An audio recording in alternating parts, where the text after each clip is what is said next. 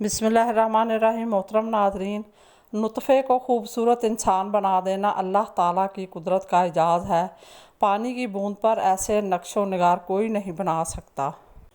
जब तू खुदा से दुआ व मग़फ़रत का तालिब है तो जिन लोगों की उम्मीदें तेरी ज़ात से वाबस्ता हैं तो इन्हें भी महरूम व मायूस ना कर। मालिक को अपने बोझ की फ़िक्र होती है, गधे के ज़ख़म की नहीं। बादशाह अगर अदावत और जुल्म पर कमर बांध ले तो फिर इसे बादशाह की बजाय भेड़िया कहना ज़्यादा मुनासिब होगा।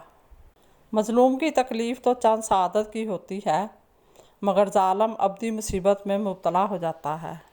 आखिरत का तोशा हर किसी को अपनी ज़िंदगी में तैयार कर लेना चाहिए, क्योंकि मरने के बाद इसके वारसों को इतनी फुर्सत नहीं होगी। लोग बोलना आसान समझते हैं और ख़ामोश रहना मुश्किल। हालांकि ख़ामोश रहना तो इस कदर आसान है कि इसमें ज़ुबान भी नहीं हिलाना पड़ती। जवानी में इस कदर तेज़ ना चलो क्योंकि आगे बुढ़ापा है। ये बात कहना बड़े कमाल की बात है कि मुझ में कमाल की कोई बात नहीं।